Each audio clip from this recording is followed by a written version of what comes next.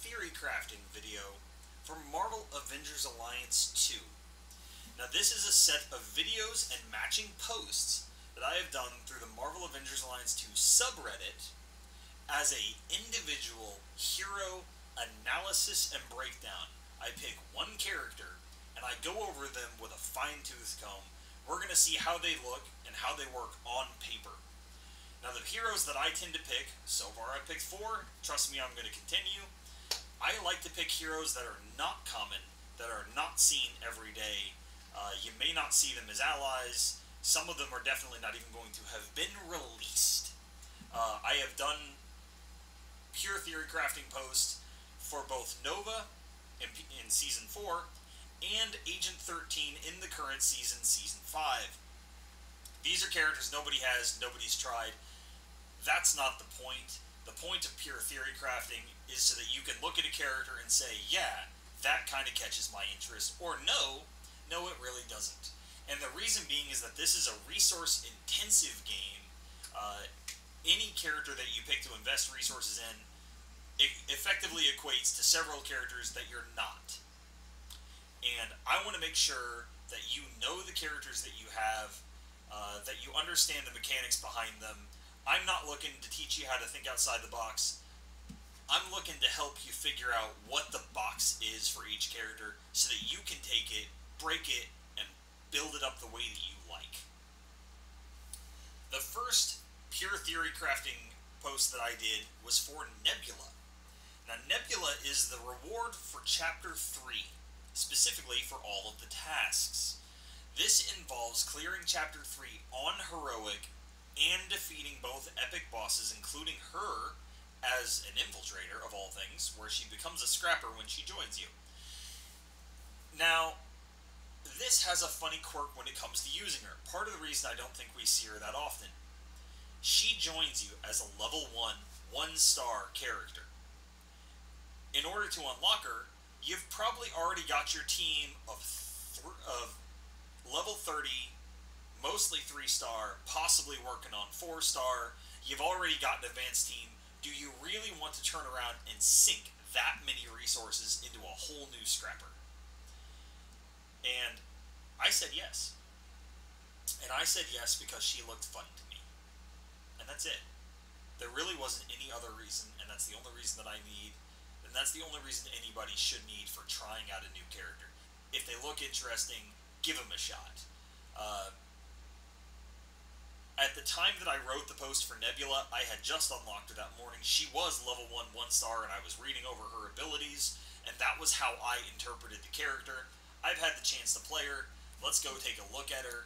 She is, as of right now, level 33-star and rapidly approaching 4-star. If you see on the list there, I've got no 4-star characters. I really don't. I started a week after global launch, and I've kind of, thanks to pure theory crafting, split my time between a couple of different characters here who I've tried out. You'll see that Moon Knight, Nebula, and Nova are all up there, all level 30, all level 3-star, and I have done pure theory crafting posts for all 3 of those characters so far. I don't feel that I'm missing out. I have Nebula.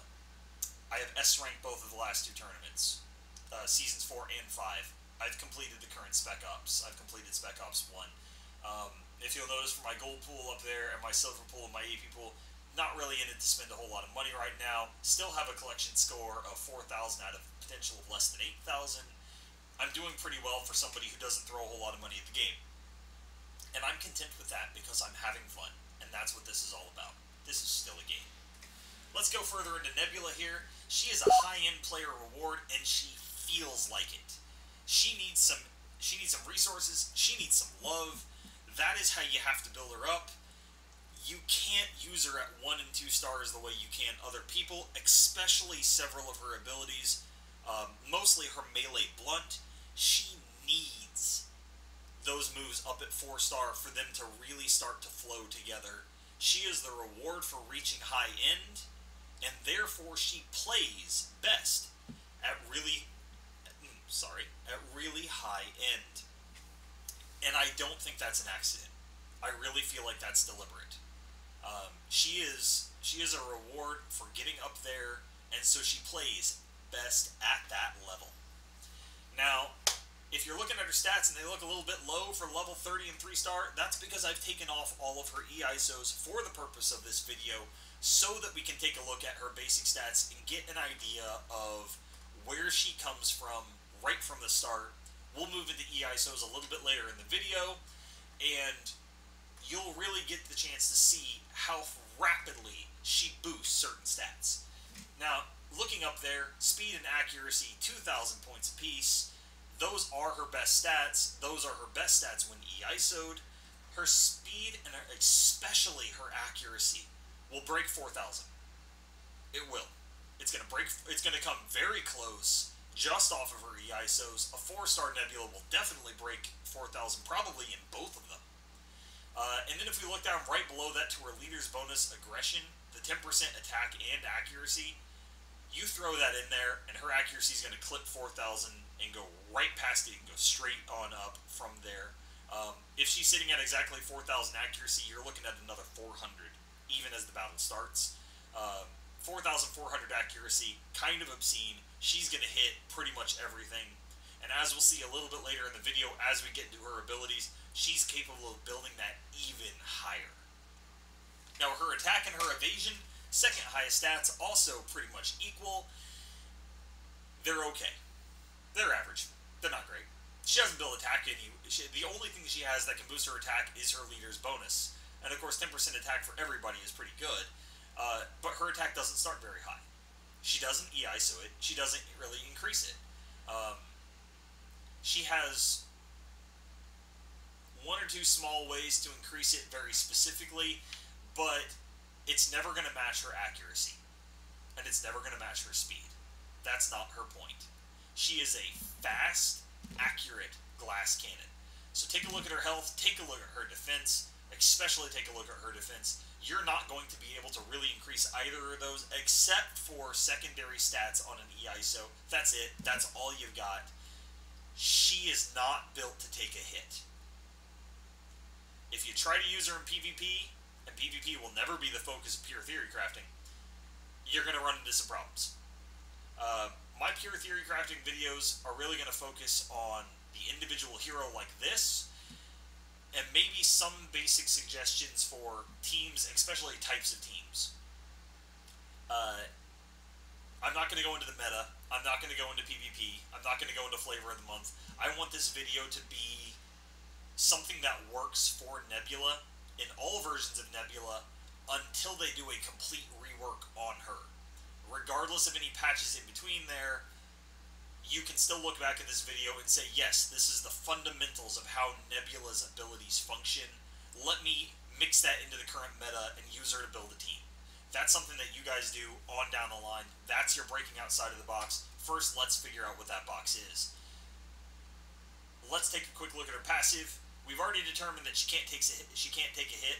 She has an amazing amount of survival-based abilities for the fact that she can't take those hits. Cybernetic enhancements restores health slowly over time. This functions a lot like the rejuvenating EISO set. It is a constant light health regeneration. It is not as good as the recovering buff that can be granted by characters like Groot and Spider-Woman.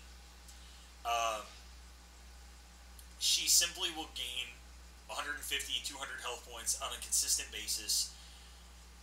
She needs a tank to stay alive.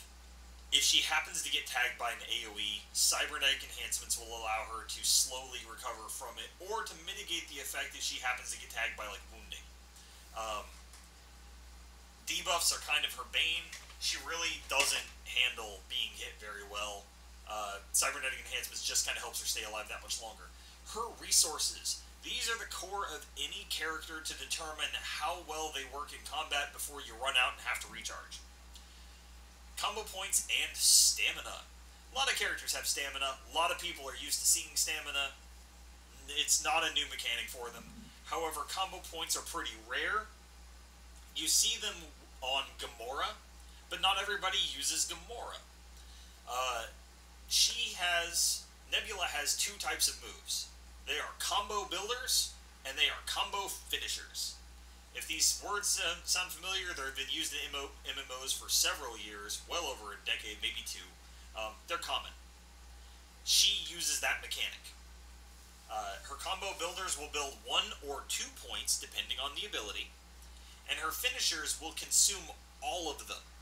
They require 1 to use, but will use up to 5 and gains a damage bonus based on how many are used when you execute the ability. This goes up to a 100% damage bonus at 5 combo points. That is important. When we look at the abilities here next, we'll look at the base damage value for each of those abilities, and you'll see that her finishing moves just don't have high numbers from the start. They need those combo points to really get up there, and it works. Her finishing moves, even if they don't have a high base damage, they total a high damage when all is said and done, and she does kill people with a quickness. Stamina starts at 100.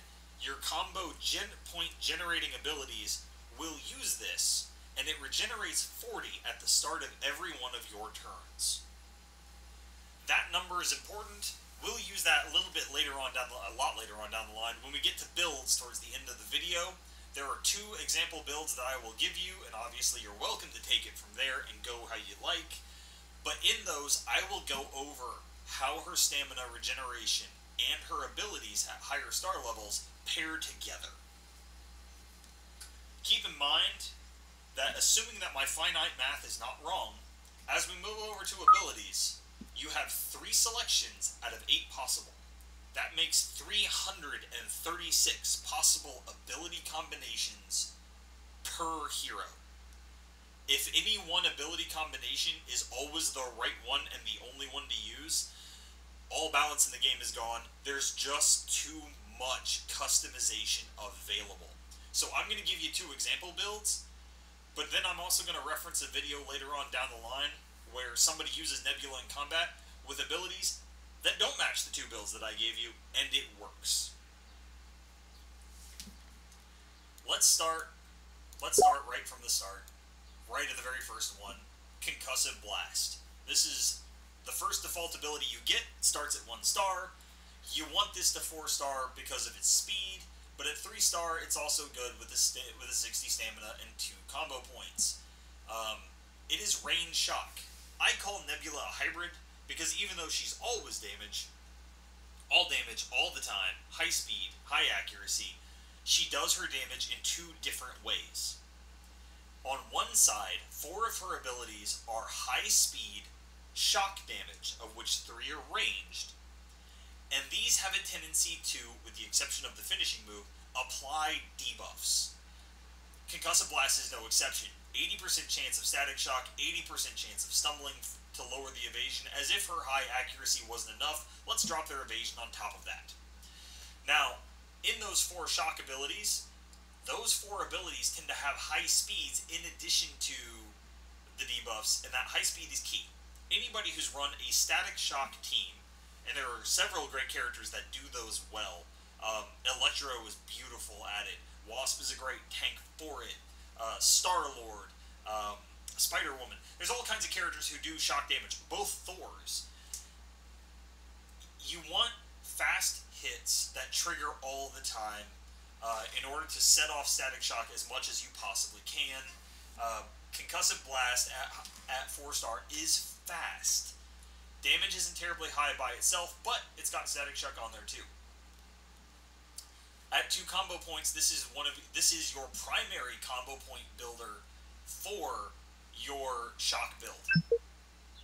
Now, her second ability on the line is her first finishing move. So that when you first get her, they give you one that is designed for causing combo points, and one that's designed for using them. Focus Spite is, for all that it has the highest base damage in combo points, I consider it the weakest of the 3. At 4 star, it's 249. You'll notice I've never taken it past 1 star. Exploit Weakness. All 3 of her finishing moves have something else that increases the damage even beyond what it started at with the base damage and the 100% for combo points. In this case, it's doing extra damage when the target has a physical debuff. Static Shock, physical debuff. Exposed, that she'll apply later with another ability, physical debuff. Keep in mind, this is a melee blunt move. This will not trigger static shock.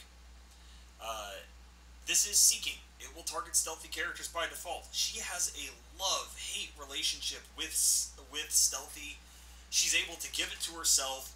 She is not able to use it to boost the damage of any given ability beyond the base 20% attack that stealthy itself gives. She has no stealthy maneuvers.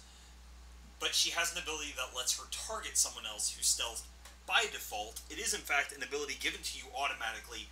Everybody with Nova has this ability. Moving on, Calculated Strike. This one I have at 2-star. I need to level this one up big time. Melee Blunt. Fast speed even at 2-star. 60 stamina is pretty high for one combo point. Grants you focused, grants you exposed. Focused on a character with an accuracy this high, just kind of wrong on many levels. If you're starting at a 4,000 accuracy like we said she does, you're also talking a 1,000 point increase in accuracy from focused alone, and then another 400 because of her leadership bonus, right? So you're already talking a character that's closing in on 5,500 accuracy just off this one ability. 100% chance to apply exposed at 2 stars. I don't have the experimental E-ISO on her. I don't have any E-ISOs on her. This move doesn't require the experimental set to apply its debuff of choice. Keep that in mind. But instead, as we look down at 3 and 4-star, we see what the real point of this ability is the cheap stamina cost. It's a fast move. At 4-star, it's 25 stamina. Remember that she regenerates 40 per round. That's a net gain for the turn. 125 base damage on a fast speed move, not too shabby. Exposed is always a good debuff for anybody. Focus is a fantastic buff for Nebula. This is a great move for her melee blunt builds. Now, Eradication. Her second finishing move, the last of her 1-star default abilities. Ranged Shock, the only slow one, but remember that her ranged shock moves tend to be faster. This one has Opportunistic. If this move happens to kill the enemy, you get another turn, right then and there. And that should not be discounted. This is a great move for clearing waves, even on higher difficulties because of the damage output that she does. And you can actually start a chain where you start alternating between a combo point builder and this, back and forth between the two, because no stamina is spent on a turn where you do a finishing move. It's just a 40 stamina gain. You saw that her combo point builders are often 60 stamina at their expensive part. So you're talking 40 for that round, 40 for the round you use this. That's an 80 point gain. You're back at full stamina by the time you go back to use your combo point builder. Clever Maneuver. 50% damage bonus if the attacker has a mental buff. Alright, let's look at the damage ability of this at 4-star. 211. That doesn't look high. That doesn't look high at all. 100% bonus damage based on combo points there. Clever Maneuver, 50% if the attacker has a mental buff.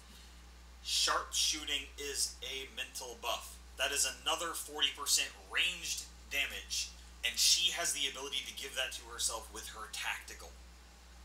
You'll find that when using Eradication, her Tactical becomes amazing when paired together.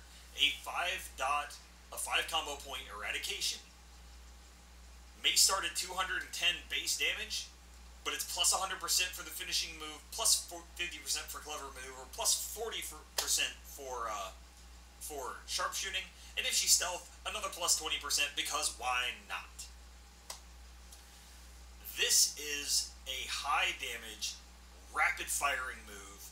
It is possible to start a chain like Daredevil, where you kill an enemy with this and immediately fire off a 2 combo point ability, so that you're, especially a fast one like Concussive Blast, so that you're not tied into the slow recharge speed. And the next round, you do this again, over and over and over, until you get to the end boss of that particular fight, where you might need something a little bit higher than a 2 Eradication to kill him. Moving into the 2-star default abilities, Shock Baton. This one is a very odd ability for hers. It is one of her 4 shock moves. It is the only one that is melee. It is fast at 3 stars.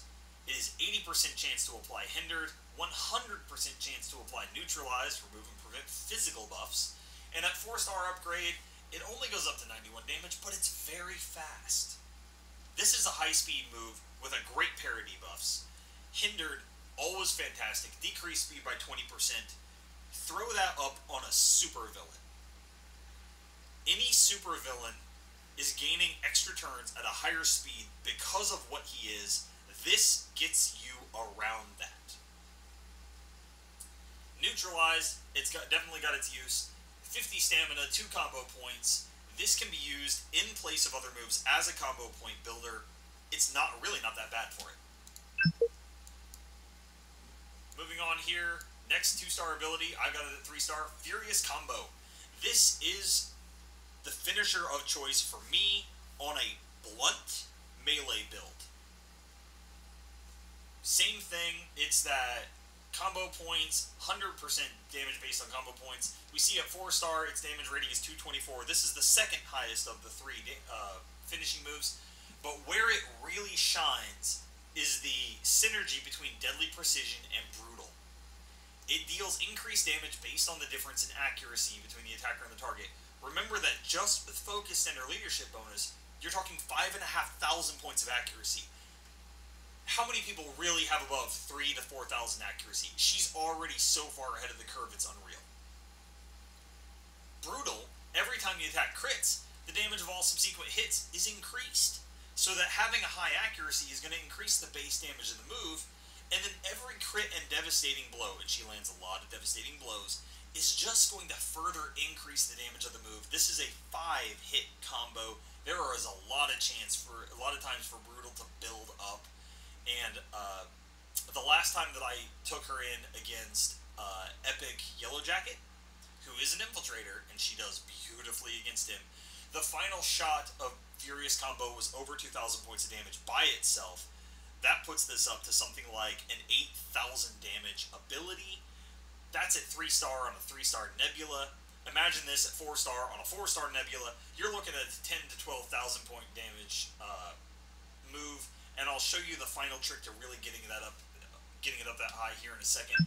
First, let's go to her last 2-star ability, the only one that I don't have because I considered it to be in conflict with another move at the time. Parting Shots is her last ranged shock attack on the list. It is a normal speed, and it's the only ranged move that starts at normal and stays at normal, and will not ever reduce beyond that. It does drop to 25 stamina, 160 damage for a 25 stamina normal speed move. Perfectly acceptable. No problems with that whatsoever. What I have a problem with is Wide Open. Wide Open is a great buff. It really is. Wide Open should be set up by somebody who's not your primary damage dealer so that your primary damage dealer can gain the biggest benefit from it. The problem with Nebula applying it is odds are one of your other characters is going to trigger it. And we don't want to waste that. It's a great buff for Nebula. But it doesn't do her justice to be the one to put it up so that somebody else can use it. As such, I went ahead, I paired it with some other abilities. That said, it's still not a bad move. The amount of damage that it does when compared to her others, the 25 stamina for 1 combo point, it is another range shock move. It does gain the benefit of sharpshooting. It's really not bad. Her 3-star ability. This one is extremely unique, and I'm going to explain a mechanic because of it. This is a melee blunt move. It is normal speed. That speed does not go up. You'll see down here that the 4-star upgrade drops its stamina to 60. You want that drop.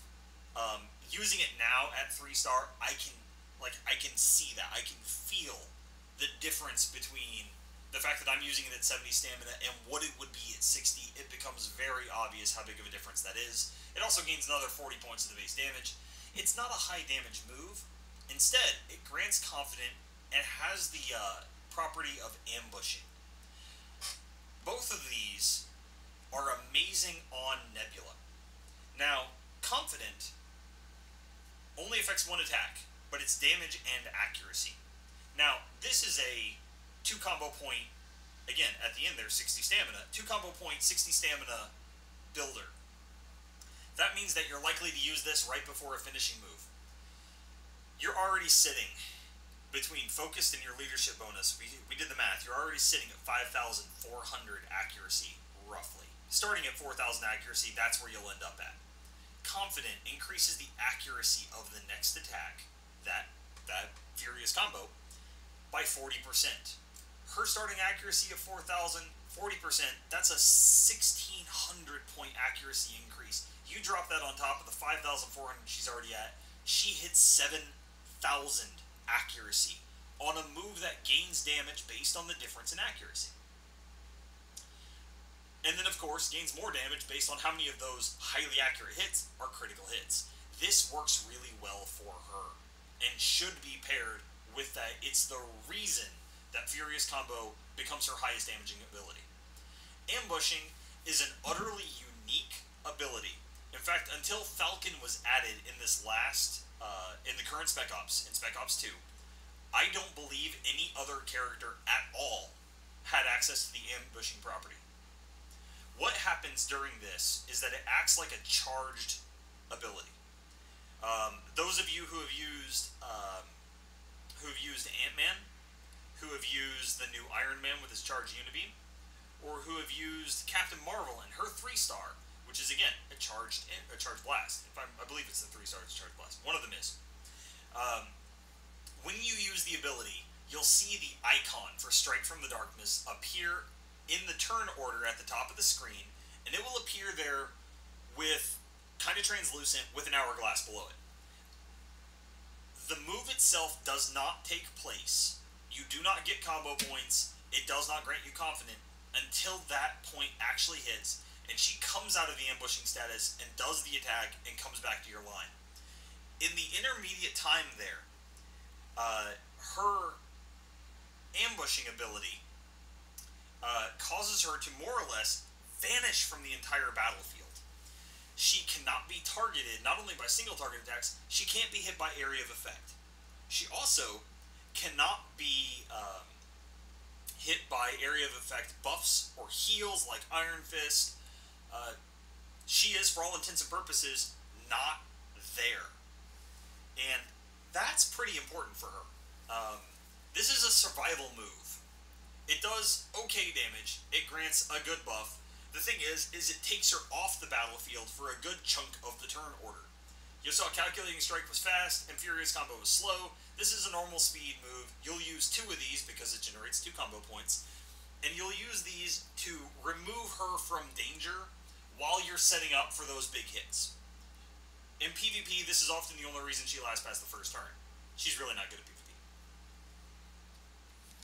Let's do her E-ISOs and a quick note at one of her trials, and then we'll go ahead and get into her builds and wrap the video up thereafter. This is going to be a long video. Pretty much all my pure theory crafting videos are going to run pretty long as we go into detail. That one trial. Speaking of how she's bad in PvP, win 5 PvP battles in a row without a loss to get 4-star. This is really difficult. It should be done on practice. It can be done on practice. And it takes into account practice and ranked matches both. If you lose one of either one of them, it'll reset the counter. If you lose one of them, even if she's not in the team, to my knowledge, it's going to reset the counter. Practice, of course, you can spam over and over until you get your 5 wins. What I did to accomplish this task was waited until the start of the new PvP season, Season 5, and I waited about 12 hours or so after the start of it, let other people get those early, like, really rapid wins with their strong teams, skyrocket themselves up the ranks, and then I just did 5 quick practice matches back-to-back. Knocked this particular task out, and then swapped her out for a slightly better PvP character before I went on. She really just does not do great in PvP. It's not her focus, and she shouldn't be used for it very much if you can avoid it. Looking at her E-ISOs, 2 purple evasion slots, 3 yellow accuracy slots, 3 white speed slots, forgive me if I mixed up those in terms of what the colors go where. It is 3 speed, 3 accuracy, 2 evasion. That part is very definite. In terms of set bonuses, there's a couple that work well on her, actually. Let's go over those pretty quickly here. Alright, let's be honest. Let's start with coordinated. Everybody wants to use coordinated. It's easily farmed. Free attacks are powerful. And she is actually a pretty good candidate for it. Now, looking at her abilities, and I just realized we need to go back and do her her tactical and her innate real fast. Going over her abilities, she can stealth. But you looked at her 8 abilities. None of them make use of it. Stealth is in terms of it's a defensive ability for her. It's not required for her offense. It's okay to break it with a free attack from coordinated. Her free attack is a melee shot called Punish Weakness. To my knowledge, having read this on the Reddit and not necessarily tried it much myself, it has the capability to apply static shock. A shock free attack that applies static shock is amazing on a shock team, and really is kind of in terms of a melee attack team. Like her blunt abilities, not so big of a deal there. Instead, on those blunt abilities, you saw the ability to apply confidence to herself. You do not want to waste that on a free attack before she gets to pull off her furious combo. So, if you're going to build her for a shock team, which requires noticeably less resource investment, coordinated is a good set. If you're going to build her all the way up to 4-star and really take advantage of that powerful melee chain of attacks, skip coordinated. It'll throw the entire thing off. She's a good candidate for Veiled. We're going to go back right here after these to take a look at that innate and take a look at her tactical, and you'll see why she's a good candidate for Veiled. She does make use of stealth. Stealth is a survival trait for her, and it's a good way that when the tanks are setting up at the start of combat, or if you don't have a great tank as is, it's a good way to keep her alive during some of those intermediate rounds. When it comes to defensive abilities, she already has the benefit of rejuvenating. It's her cybernetic enhancements. Giving her another one isn't great because her health pool isn't very high to start with. Usually it doesn't take her too long to regenerate a big chunk of it. Impenetrable, similar effect. That 90% health gate for her, that top 10% of her health causing her to take half damage, it's not very high for her. Her health is crap and her defense is crap, and she's just going to get hard, and it's going to reduce the damage from one attack, but not by much. Instead, barricading. If I remember the names of these correctly, barricading lets you do your shield at half health, and that among the 3 big survival sets, I'm not counting the one that resists debuffs because that one's just great all around, and she has a weakness to debuffs, so that one is just a great one all around for her. Barricading is a great way to add a very large chunk of health to her. It will add a shield that's, 800 to 1,000 points. For her, that's about a 50% health increase. The ability to bypass, protect, and stealth, these are beautiful on her. They really are. She is a high-powered, single-target, high-accuracy character. Even high evasion characters stand a very good chance of getting utterly nailed by her for a very good amount of damage. You want to be able to make sure she can target the character you need her to target. So giving her the ability, especially to bypass protect, but also to bypass stealth, not a bad option. When you look at those colors up there, since we've already kind of touched on the fact that her defenses are crap, giving her 2 evasion EISOs isn't really going to save her life. What you should probably do is put your chaotics, if you're going to use any at all, in those 2 slots. Make sure she's covered by a solid tank, and just use chaotics there, plus 3 accuracy and 3 speed, to really build up that accuracy and speed, and also give her a little bit of extra bonus to her attack, because why not? She's still an offensive character, and the higher you can boost her attack from the start, the better her leadership bonus is going to kick in. Let's go back to the abilities, because I was foolish and totally skipped over tactical and innate. Let's do these real fast. Optic Camouflage. Generates a combo point. very fast. Take note of that, this is a high speed move. Gives you stealthy, provided you don't have revealed, and gives you sharpshooting. There's that mental buff, plus 40% damage. This is amazing, even though she only has 3 ranged attacks in her arsenal. When you're running a shock build, this tactical works really well. When you're running a melee blunt build, you'll find that the goal is to actually never use optic camouflage at all. It's a really weird dichotomy between the two. Her innate, broken. Currently, this has no effect. When you reach 5 combo points, you'll see Father's Training pop up, you'll see the icon, and you will get no benefit whatsoever. However, Stealthy doesn't give her anything beyond a flat 20% damage increase. It's not massive. And because of that, losing this innate is not crippling. Now, as such, I'm sure this means that it's actually pretty low priority. To my knowledge, it's never been fixed, and it's been an issue for quite some time. This is not a new bug, but it also doesn't really prevent you from using Nebula to more or less her full potential. Now, if they get it working again, this makes her an even more fun candidate for Veiled. She'll start every round in Stealthy, and as soon as she gets that 5th combo point, she'll go Stealthy again. Because both of those cause you to lose the revealed status and immediately reapply Stealthy on the spot. She can spend a lot of the combat not being seen. Remember that I said I've totally pounded this one to the ground. She can't take a hit. She is built towards not even being a viable target. A ton of time spent stealthy, a ton of time spent ambushing. She's not supposed to be something that the enemies can pick to even attack in the first place. That's how she stays alive. Now, while we're back here on the ability screen, let's go over the 2 potential suggested builds that I gave. These are not mandatory, these are not set in stone.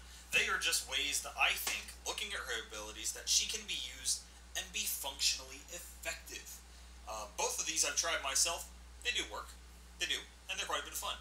The first one we'll do is her ranged shock. This build can be used without 4-starring all of her abilities. Does it get better then? Sure, because it gets faster. And for a shock team build, high speed and high chances to trigger static shock more often, that's really good. We like that.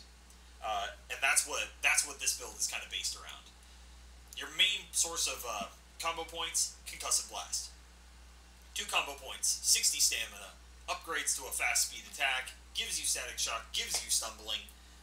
This is a great all-around shot, and it frequently devastates for 2,000 to 3,000 points of damage, even at higher levels. 2,000 is probably more frequent, but 2,000, even at higher levels, you know what, 2,000 is a lot of damage to most enemies in a wave. Eradication. We've already gone how this one works really well with sharpshooting, and can actually very quickly rip through an enemy wave. A 2-dot eradication at 3-star, 2 combo point eradication at 3-star, will frequently do 3,500 to 4,000 points of damage in a single attack. That's more or less guaranteed to kill a mook, a grunt, a whatever you want to call the minions for the game. And it's going to drop 1. Gain opportunistic, fire again. And that's at 2 combo points. This allows you to start a setup where you pop your tactical, get your sharpshooting buff, immediately fire off a 1-dot eradication against somebody who's wounded because that tactical was very fast. You're going to get your next turn pretty quick. And as soon as that first guy dies, you start this chain of kill an enemy with eradication, and then fire a concussive blast at another target so that you can gain 2 combo points back, and the next turn you can eradicate and then concussive blast again. And you start gaining 2 turns every round. This shows off that exceptionally high speed. This gets around the slow speed of eradication. Both of those moves are setting off static shock. Concussive Blast is applying static shock to another target every time you do this. And it's a great way to burn your way through waves very quickly.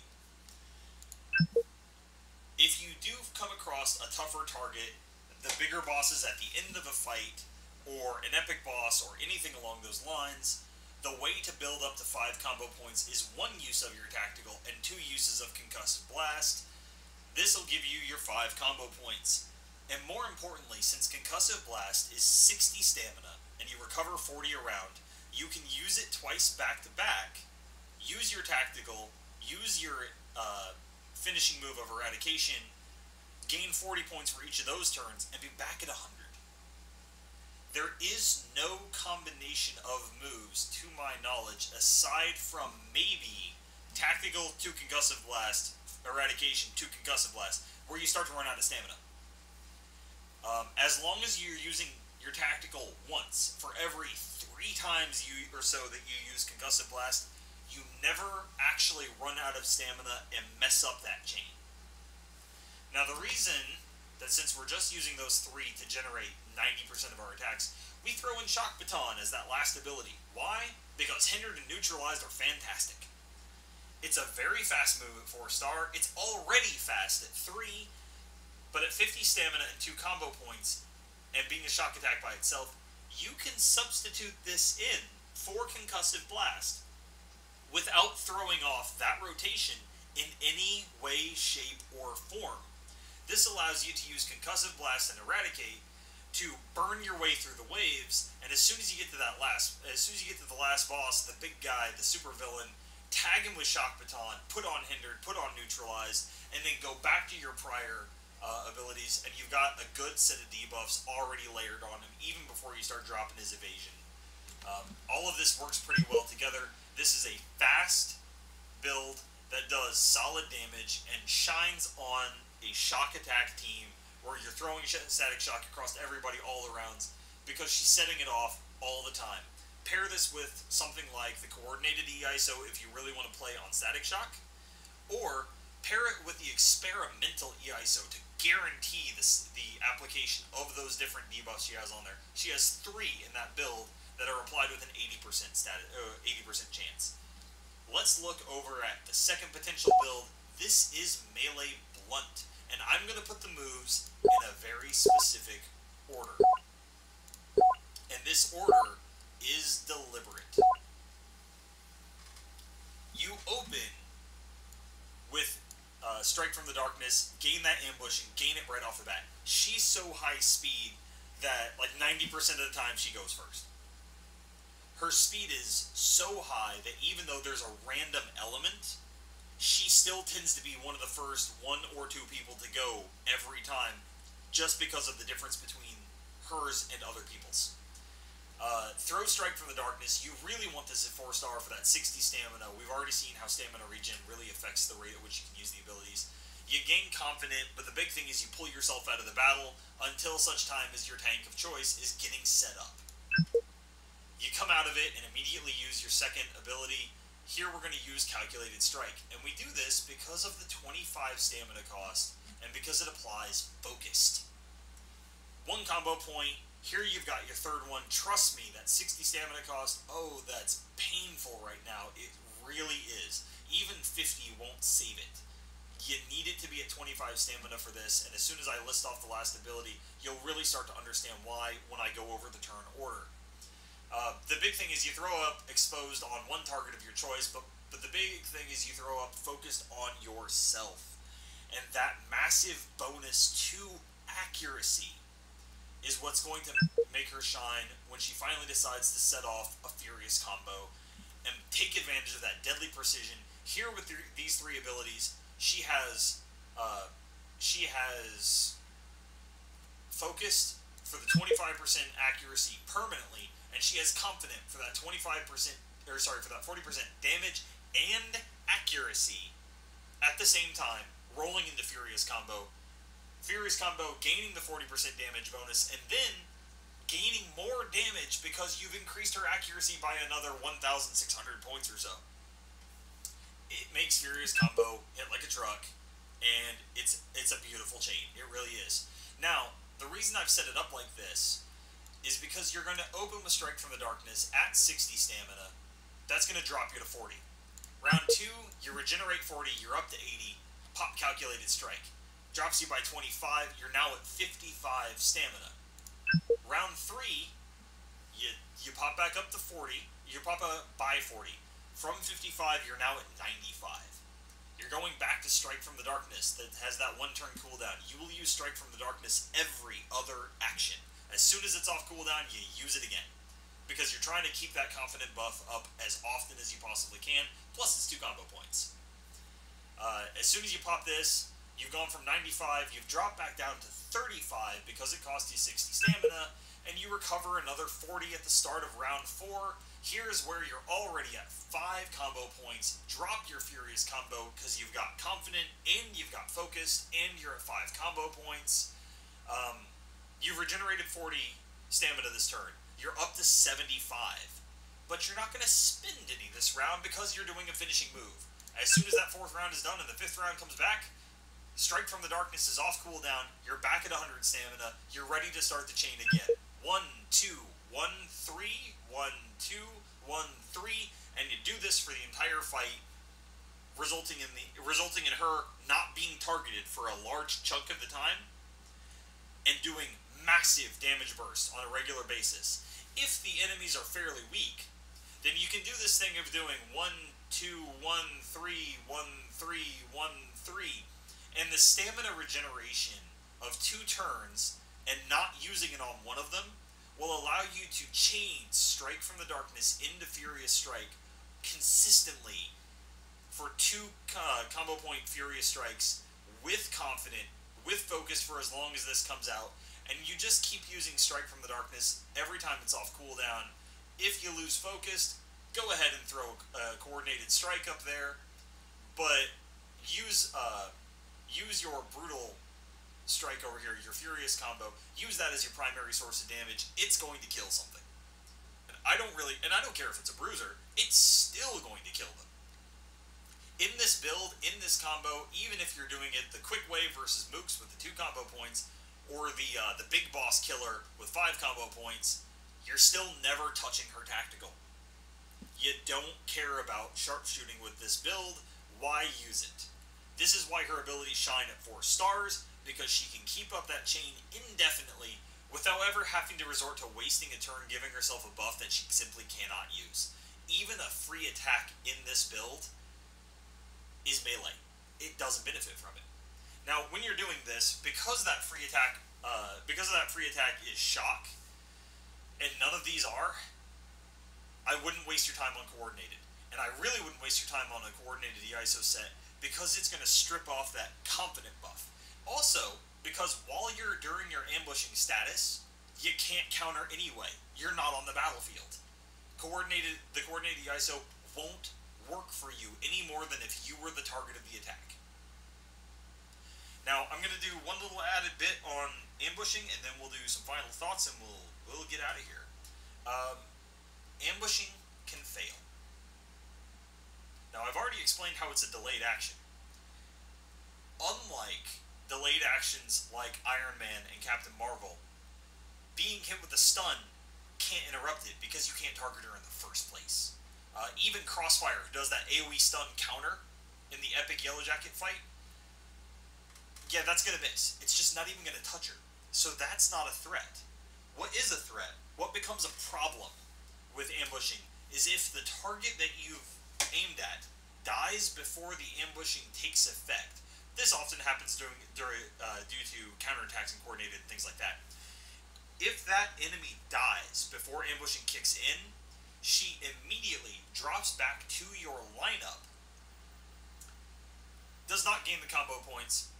I don't know that she even gains Confident. For all intents and purposes, the attack fails, and it still goes on cooldown.